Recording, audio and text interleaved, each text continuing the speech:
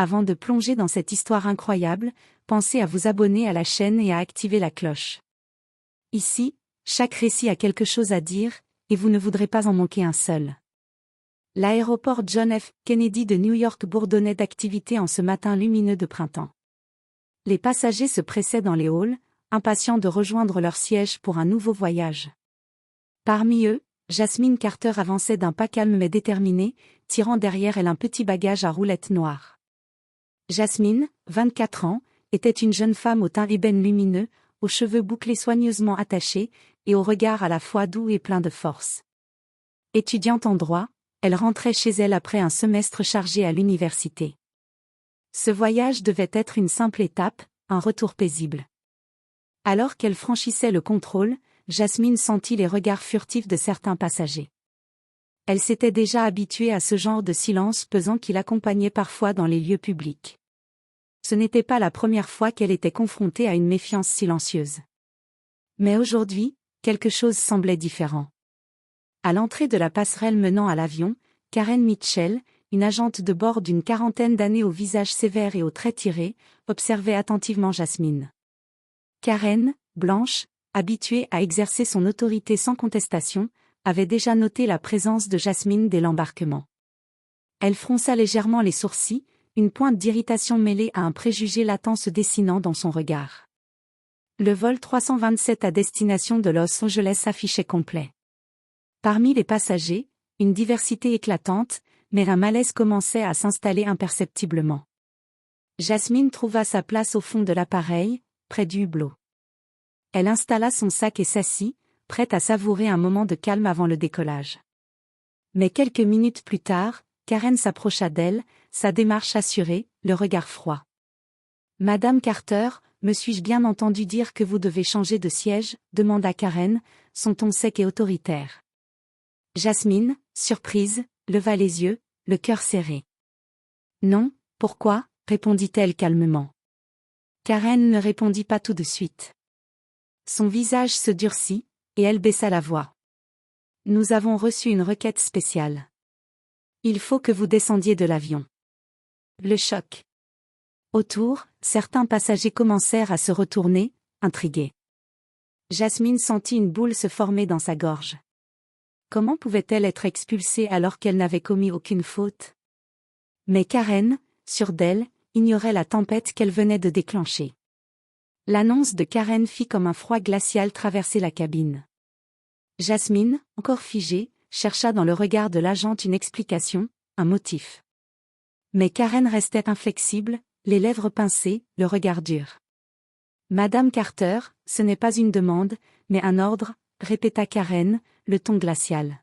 « Vous devez quitter l'avion immédiatement. » Autour d'eux, les murmures commençaient à enfler. Certains passagers échangeaient des regards inquiets, d'autres, indifférents, détournaient les yeux. « Je ne comprends pas, » insista Jasmine, sa voix tremblant légèrement. « Sur quelle base voulez-vous que je descende ? Je n'ai rien fait de mal. » Karen haussa les épaules, visiblement agacée. « Nous avons reçu des signalements concernant votre comportement. Il semblerait que votre présence soit un problème. » Jasmine sentit la colère monter en elle, mêlée à un profond sentiment d'injustice. Elle était une passagère comme les autres, payant son billet avec honnêteté. Et pourtant, elle était ciblée sans raison valable. « C'est une erreur, » protesta-t-elle, en essayant de garder son calme. « Je vous demande de vérifier vos informations. » Un homme assis à quelques rangs, un avocat en costume sobre nommé Daniel Whitman, regardait la scène avec attention. La scène semblait clairement inéquitable.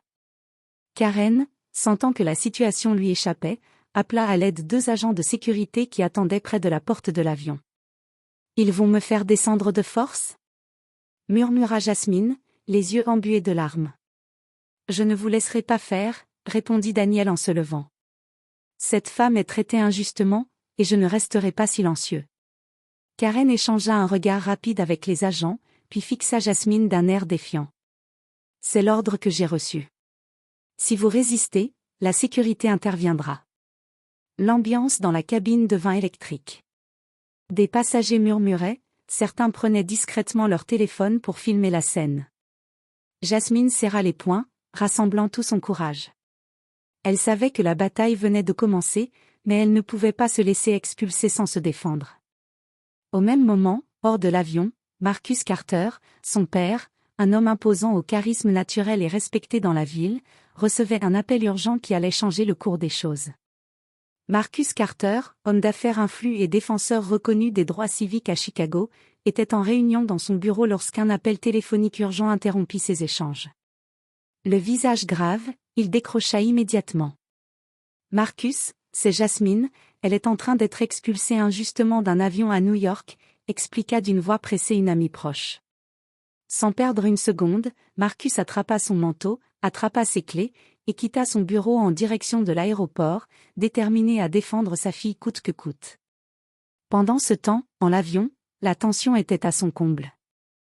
Jasmine, soutenue par l'avocat Daniel Whitman et plusieurs passagers solidaires, refusait de céder. Karen Mitchell, de plus en plus nerveuse, tentait de garder le contrôle, mais le vent semblait tourner contre elle. Soudain, la porte de l'avion s'ouvrit, et Marcus fit son entrée, imposant et calme. Tous les regards se tournèrent vers lui, surpris par cette apparition inattendue. « Je suis Marcus Carter, le père de Jasmine », déclara-t-il d'une voix ferme. « Je demande à parler immédiatement au commandant de bord. » Karen tenta d'intervenir, mais Marcus la coupa d'un regard déterminé. « Ce que vous faites est une injustice flagrante, et je ne laisserai pas ma fille être humiliée ainsi. » Le commandant de bord, un homme dans la cinquantaine au visage marqué par l'expérience, s'approcha. Après avoir écouté Marcus et examiné les documents, il ordonna à Karen et aux agents de sécurité de cesser toute action contre Jasmine. « Cette situation doit être clarifiée au sol », déclara-t-il. « Pour l'instant, Madame Carter reste à bord. » Un murmure d'approbation parcourut la cabine. Jasmine sentit un immense soulagement l'envahir. Marcus, cependant, savait que ce n'était que le début d'un combat plus large. Sa fille avait été victime d'un préjugé injuste, et il comptait bien que justice soit faite, à la fois pour elle et pour tous ceux qui subissaient ce genre d'injustice. De retour au sol, l'ambiance était tendue. Marcus Carter, Jasmine et Daniel Whitman furent escortés dans une salle privée de l'aéroport, tandis que Karen Mitchell et les agents de sécurité devaient expliquer leur décision devant les responsables de la compagnie aérienne. Marcus prit la parole avec calme, mais avec une force qui imposait le respect.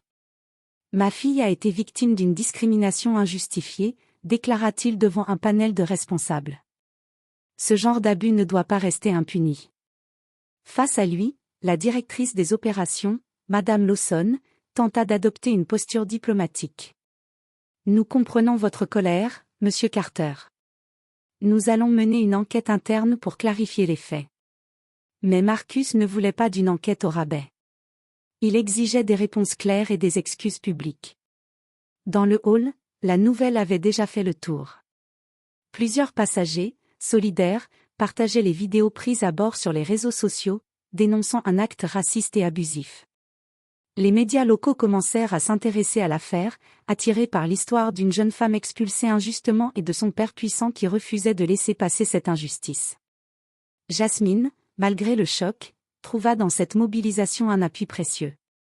Elle savait que cette épreuve était bien plus grande qu'elle, une bataille contre un système parfois aveugle à l'injustice. Karen Mitchell, quant à elle, était mise sous pression. Son comportement allait être examiné sous tous les angles. Ce qu'elle avait pensé être un simple exercice de son autorité devenait un scandale public. Marcus annonça qu'il allait porter plainte pour discrimination et abus de pouvoir. Ce combat, dit-il, ce n'est pas seulement pour Jasmine, mais pour tous ceux qui subissent des humiliations similaires sans pouvoir se défendre. Les jours qui suivirent furent un tourbillon d'émotions et de luttes pour Jasmine et Marcus Carter. Le scandale autour de l'incident à bord du vol 327 avait pris une ampleur inattendue. Les médias locaux et nationaux s'étaient emparés de l'histoire, la transformant en symbole d'un combat contre les discriminations systémiques. Marcus, grâce à son réseau et à sa stature dans le milieu des affaires et des droits civiques, fit appel à une équipe d'avocats spécialisés en droit civique pour préparer une plainte contre la compagnie aérienne et contre Karen Mitchell, l'agente de bord responsable de l'incident. Jasmine, malgré la fatigue et le stress, retrouva peu à peu sa force intérieure. Elle voulait que cette histoire serve à changer les choses, pas seulement pour elle, mais pour tous ceux qui, chaque jour, faisaient face à des discriminations injustes. Lors des premières audiences, l'avocat de la compagnie aérienne tenta de minimiser les faits, évoquant des procédures de sécurité et des malentendus. Mais Marcus et son équipe restèrent fermes, mettant en avant les témoignages des passagers et les vidéos enregistrées à bord. L'un des moments clés fut l'audition de Karen Mitchell. Sous pression, elle tenta de justifier son comportement par des raisons floues et contradictoires, ce qui fragilisa sa crédibilité. Dans la communauté, le soutien à Jasmine grandissait. Des manifestations pacifiques furent organisées devant les bureaux de la compagnie aérienne, demandant justice et respect pour tous les passagers, quelle que soit leur origine ou leur couleur de peau. Marcus utilisa aussi cette visibilité pour lancer une campagne de sensibilisation aux discriminations dans les transports publics et privés. Des débats furent organisés, impliquant des experts, des représentants des compagnies aériennes et des militants. Pour Jasmine, chaque jour était un nouveau défi, mais aussi une source d'espoir. Elle savait que la route serait longue, mais la présence indéfectible de son père à ses côtés lui donnait la force de continuer. Le procès progressait, et l'affaire Jasmine Carter faisait désormais la une de nombreux médias nationaux. Chaque témoignage, chaque document dévoilé ajoutait un éclairage nouveau sur l'incident, mais aussi sur les pratiques parfois opaques et discriminatoires au sein de la compagnie aérienne. Lors d'une audience particulièrement marquante, un ancien employé de la compagnie témoigna anonymement. Il révéla que Karen Mitchell avait déjà fait l'objet de plusieurs plaintes internes pour comportements discriminatoires, mais que la direction avait préféré étouffer l'affaire pour éviter le scandale. Cette révélation fit grand bruit. Les journalistes fouillèrent les archives et découvrirent un historique de plaintes similaires contre Karen, non seulement dans cette compagnie mais aussi dans d'autres compagnies où elle avait travaillé auparavant. Face à ce flot de preuves, la compagnie fut contrainte de suspendre Karen Mitchell en attendant une décision finale. Pendant ce temps, Marcus Carter utilisait cette opportunité pour renforcer son message. Il participa à plusieurs interviews télévisées, insistant sur la nécessité de changements profonds dans les procédures de sécurité et de traitement des passagers. Jasmine, elle, commença à recevoir des messages de soutien du monde entier, d'autres victimes de discrimination partageant leurs histoires et leur gratitude. Mais ce soutien ne calmait pas pour autant les tensions personnelles. Jasmine devait aussi faire face à la fatigue émotionnelle, au stress des procès et au regard parfois lourd de ses proches qui craignaient pour elle. Lors d'une rencontre avec Marcus, elle confia ses doutes. « Parfois, j'ai peur que tout cela ne change rien, papa. » Marcus posa une main rassurante sur son épaule. « Ce que nous faisons est important, Jasmine. Même si le chemin est long, chaque pas compte. Ta voix porte, et elle fera la différence. » Cette promesse semblait alors la seule lumière dans cette tempête, une lueur d'espoir qui grandissait chaque jour un peu plus. L'affaire Jasmine Carter n'était plus un simple dossier judiciaire, mais un véritable phénomène social. Partout dans le pays, les discussions sur les discriminations dans les transports et les lieux publics s'intensifiaient. Des citoyens, des associations, des personnalités publiques prenaient position, inspirés par le courage de Jasmine et l'intervention déterminée de Marcus. Les compagnies aériennes commencèrent à revoir leurs protocoles, sous la pression grandissante des autorités et de l'opinion publique. Certaines mirent en place des formations obligatoires contre les discriminations et les biais inconscients pour leur personnel. Dans plusieurs grandes villes, des manifestations et des débats publics furent organisés, rassemblant des milliers de personnes. Le combat de Jasmine devenait celui d'un collectif, d'un mouvement vers plus d'égalité. Mais tout n'était pas simple. Jasmine recevait aussi des menaces anonymes, des messages haineux qui tentaient de la faire taire. Elle se battait pour garder la tête haute malgré la violence parfois insupportable de cette bataille. Marcus, fidèle à son rôle de pilier, la soutenait à chaque instant, veillant à ce qu'elle ne cède pas à la fatigue ou au découragement. Un soir, lors d'une conférence sur les droits civiques à Chicago, Marcus prononça un discours marquant, appelant à l'unité et à la vigilance. Le combat pour la justice ne s'arrête jamais, dit-il. Ce n'est pas seulement une question de loi, mais de conscience humaine.